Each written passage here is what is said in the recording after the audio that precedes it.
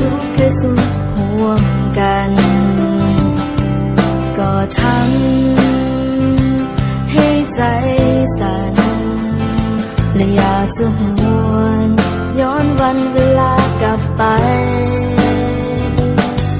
มันคิดถึงใบหน้าหอยน้ำตาหอยยิ้มที่เคยได้เห็นคิดถึงชีวิตนักเรียนมัธยมที่เคยเป็นและบอกเคยลืมว่าเฮาหากันเท่าใดห่างกันแสนไกลหัวใจยังเหมือนเก่าห่างกันเท่าใดหัวใจเฮาเหมือนเดิมห่างกันแสนนานความคิดถึงที่มีนับวันยิ่งเพิ่มเติมให้รู้ว่าเฮายังบ่ลืมกันและนับจากวันนี้บ่ว่าจะโดนเท่าใดจะให้สัญญาต่อกันว่าจะเก็บเอาความทรงจำของเฮาไว้ในหัวใจจะเก็บมันไว้และจะเป็นกำลังใจให้กันเมื่อวันต่อไปถ้าเจ้าหากต้องเสียใจหรือเจ้าต้องมีน้ำตาคอยนึกถึงความทรงจำของเฮาในวันที่เฮาเคยอยู่เคียงข้างกันและมันยังคงจะเป็นแบบนั้นตลอดไป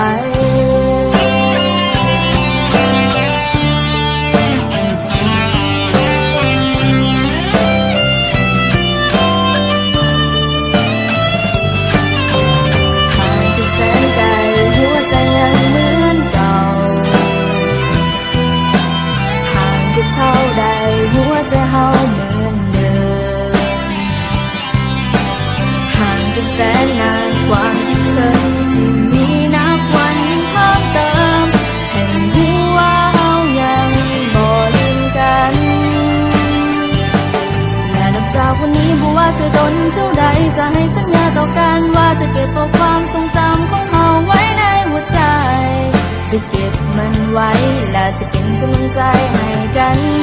เมื่อวันต่อไปถ้าเจ้าหากต้องเสียใจหรือเจ้าต้องมีน้ำตาคอยนึกถึงความทรงจำของเฮาในวันที่เฮาเคยอยู่เคียงข้างกัน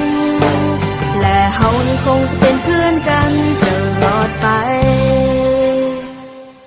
และนับจากวันนี้บ่ว่าจะโดนเท่าใดจะให้สัญญาต่อกันว่าจะเก็บเอาความทรงจำของเฮาไว้ในหัวใจจะเก็บมันไว้และจะเป็นกำลังใจให้กันเมื่อในวันต่อไปถ้าเจ้าหากต้องเสียใจหรือเจ้าต้องมีน้ำตาขอให้นึกถึงความทรงจำของเฮาเมื่อวันนั้นในวันที่เฮาเคยอยู่เคียงข้างกันและเฮายังคงจะเป็นเพื่อนกัน